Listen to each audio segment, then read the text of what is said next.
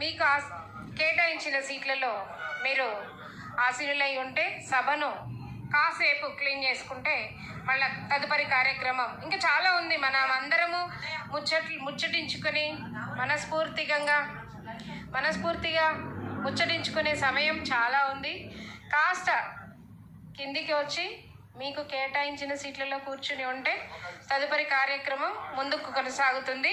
Stage clear అయ్యే లోపు అమ్మ నాకు స్టేజ్ ఫియర్, మైకు నన్ను మింగేస్తుందేమో అన్న భయం. పరోక్షంగా ఎంతైనా చేస్తుంది కానీ మైక్ ఎక్కడ నన్ను కాటేస్తుందో మింగేస్తుందో అని అమ్మకి చాలా చాలా భయం. కాబట్టి నేను ఒక చిన్న సలహా యాక్చువల్గా వేరే వారికి ఇచ్చి చదవమన్నారట తన స్పీచ్. అలా కాదమ్మా అని పట్టుబట్టి తన వాయిస్ రికార్డ్ చేసి పంపించమని దాన్ని ప్లే చేస్తానని రిక్వెస్ట్ చేస్తే అమ్మ దానికి ఒప్పుకొని పంపించారు. స్టేజ్ క్లియర్ అయ్యేలోపు అమ్మ మాటలు మన కోసం, అమ్మ మాట్లాడిన మాటల్ని విందాం. ఆత్మీయ అతిథులకు ముందుగా నా నమస్సుమాంజలుడు. సంకలనం కన్నా అమ్మని ఎప్పుడెప్పుడు చూడాలి అని రోజులు లెక్క పెట్టుకున్న మీ అపేక్షకు దయచేసి మనం తర్వాత ముచ్చటించుకుందాం. అమ్మ అమూల్య వచనాలని విందాం. అమ్మ మాట వినాలి కదా. అమ్మ మాట విని ఇంత దూరం వచ్చారు, దూరభారమైన ఇంత దూరం వచ్చారు. కాబట్టి అమ్మ మాటని మనస్ఫూర్తిగా విందాము. చెవులతో పాటు మనసును కూడా పెట్టి జాగ్రత్తగా విందాం.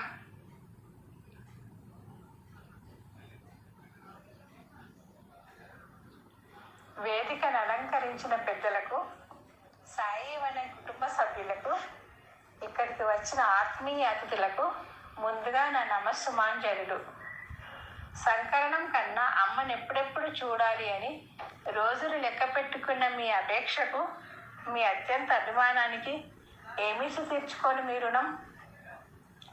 నేను కన్నది ఇద్దరినే, కానీ నాకన్నా పెద్దవారు సైతం ఆత్మీయతతో అమ్మ అని పిలుస్తుంటే ధరణి తల్లి కన్నా మిన్నగా ధన్యమైంది నా ఈ జన్మ. కలుషిత ఆలోచనలు అరగడి అయినా మన మనసులోనికి రానియకుండా ఎప్పుడూ ఇలాగే మంచితనం పరిమళించేలా సాయివనం సదనంలో మనమంతా కలిసి ఉండాలని అమ్మగా కోరుకుంటున్నా. విషయాలు ఏమీ లేవు. నేను ఈరోజు మీ ముందు ఇలా ఉన్నానంటే నా జీవితంలో అత్యంత ముఖ్యులు 5.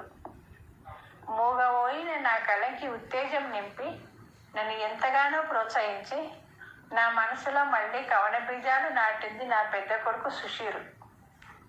ఇక మా అన్న, తనకప్పుడు నెలల పాప, చావు బతుకుల మధ్య కొట్టుకుంటున్న నాకు తిరిగి ఊపిరి అందించి నన్ను తన ఒడిలోకి తీసుకొని, సుజాత నువ్వు నా మొదటి బిడ్డవు, రెండో బిడ్డ నేను కన్న బిడ్డ అన్న మా అన్న మాటలు ఇప్పటికీ నా మనసులో తాజాగా నిత్యం వినిపిస్తూనే ఉన్నాయి. పిల్లల భవిష్యత్తు ఎలా అని అల్లాడిపోతుంటే వదిన పద్మ నా బాధ చూడలేక మీరు సాయిని నమ్మండి, అంతా శుభం జరుగుతుందని చెప్పారు. అప్పటి వరకు నాకు సాయి గురించి పెద్దగా ఏమీ తెలియదు, కానీ ఆ క్షణమే సాయి అని పిలిచాను. వదిన నోటి వాక్కు సాయి కరుణ నా పిల్లల జీవితాన్ని చక్కటి మలుపు తిప్పి ఈరోజు ఇంత సంతోషంగా నేను మీ ముందున్నాను. ఇక తమ్ముడు సుధాకరు నా పిల్లలకు 2వ తల్లి. చంటి పాపలుగా ఉన్నప్పుడు రాత్రులు గుక్క పెట్టి ఏడుస్తుంటే నువ్వు పడుకో అక్క అని నాకు చెప్పి పిల్లలు నిద్రపోయే వరకు భుజం మీద వేసుకొని తిప్పేవాడు. నా పిల్లలకి మొదట అక్షరాభ్యాసం చేయించింది తమ్ముడే, పుట్టు వెంట్రుకలు తీయించి LKGలో జాయిన్ చేసింది తమ్ముడే. నా పిల్లలు వాళ్ళ కాళ్ళ మీద నిలబడేంత వరకు ప్రతి క్షణం నా పిల్లల్ని నన్ను కనిపెట్టుకొని చూసుకుంది వీళ్ళే. మర్దలు లక్ష్మి అమ్మ కన్నా మిన్న నాకు. దిగువ మెట్టు మీద ఉన్న నన్ను ఈరోజు మీ ముందుకు తెచ్చింది మర్దలు అని చెప్పటంలో అతిశయోక్తి లేదు. తాను నాకు అప్పుడు ఇచ్చిన చీరలు పట్టు చీరల కన్నా మిన్న. తన మాటల స్ఫూర్తితో ఈ స్థాయికి ఎదిగాను. ఈ హైదరాబాద్ హాస్పిటల్లో అనాథగా పడి ఉంటే ప్రతి ఆదివారం వచ్చి చూసేది.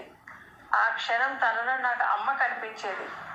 ఇంటికి తీసుకెళ్ళమని చిన్నపిల్లలా వెక్కి వెక్కి ఏడుస్తుంటే తన ఓదార్పు నాకు మెడిసిన్గా స్వాంతన కలిగించేది.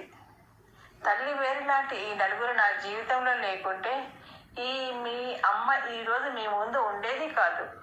మీరందరూ నాకు పరిచయమై ఇంత గొప్ప మీ అభిమానం నాకు సొంతం అయ్యేది కాదు. కష్టాల కడలిలో అడుగడుగున తీరం చేర్చిన వీళ్ళ గురించి ఎంత చెప్పినా ఇంకా తక్కువే. నా వాళ్ళు నాకు ఇచ్చిన సహాయ సహకారాలకు చర్మంతో చెప్పులు కుట్టిస్తాను అని భారీ డైలాగులు చెప్పను, కానీ ఈ నలుగురు నాకు అందించిన ప్రేమాభిమానాలు గుర్తుంచుకుంటాను అజరామరం. ఈనాటి మన కార్యక్రమానికి ఎంతగానో నాకు సహకరించిన కళ్యాణి, సుధా, రమాదేవి, వరలక్ష్మి, జ్యోతి గార్లకు మనస్ఫూర్తిగా ధన్యవాదాలు తెలుపుకుంటున్నాను. ఈరోజు ఈ 4 మాటలు సభాముఖంగా చెప్పుకునే అవకాశం ఇచ్చిన సాయికి మనసారా మోకరిల్లుతాను. ధన్యవాదాలు. ఎంతో ఆర్ద్రతతో మనస్ఫూర్తిగా తన మనసులోని భావాలను మన ముందు ప్రత్యక్షంగా వ్యక్తపరచకపోయినా అమ్మ చాలా భావోద్వేగంతో మనల్ని ఉద్దేశించి మనల్ని ఆశీర్వదించి పలికిన పలుకులకు అమ్మ మరొకసారి మనఃపూర్వక ధన్యవాదాలు.